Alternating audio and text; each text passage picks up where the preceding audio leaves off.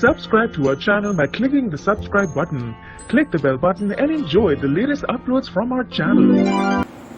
गौतमा रानी के आंखों की पट्टी अब खंडेराव की आंखों में पड़ गई है। दोस्तों नमस्कार, स्वागत है आपका आपके अपने चैनल हंग्री स्पिरिट्स में। हंग्री स्पिरिट्स देख रहे सारे दर्शकों का मैं अंजू शर्मा दिल से स्वागत करती हूँ। तो दोस्तों हमने देखा कि टुक्कू जी पूरी बात बताते हैं अहिल्या देवी और गौतमा रानी के सामने, और गौतमा रानी क्या कहती हैं वो भी हमने सुना।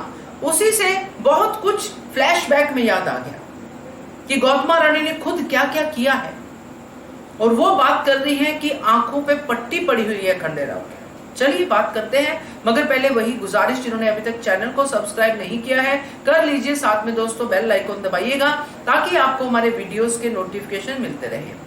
बचपन में भी जब खंडेराव कुछ ऐसी हरकतें करते थे, अपनी मनमानी करते थे, तब भी गौतमा रानी उनको सपोर्ट ही करती थी कि ये मेरा बेटा है, ये राजा है, ये आने वाला युवराज है, वगैरह वगैरह बोल के, और मल्हार सरकार से लड़ाई करती थी।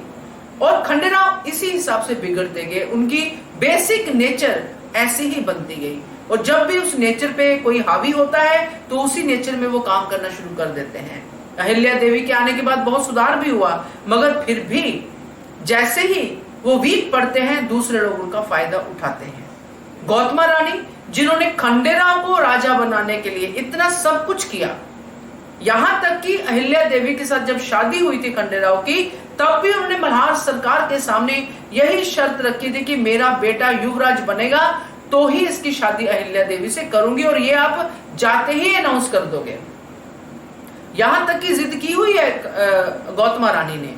अब जब खंडेराव राजा बनने वाले हैं, आने वाले समय में युवराज बन चुके हैं, तब गौतमा रानी ये बात कहती है तो अजीब लगता है दोस्तों, क्योंकि गौतमा रानी खुद जब ये सब कर चुकी हैं, जब द्वारिका की बातों में आके अहिल्या देवी के साथ उनके दरबार जाने की बात को लेके इतना सारे इश्यूज बना चुकी हैं, इतने सारे सीन क्रिएट कर चुकी हैं, वो भी तो आंखों पे पट्टी ही तो बंधी हुई थी।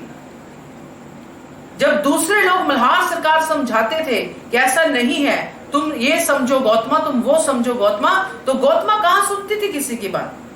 तो मां पे ही तो गया है बेटा, उसको कहां समझ में आ रहा है गुन्नू जी का ये सारा षड्यंत्र, उसको सब ऊपर की मलाई दिख रही है।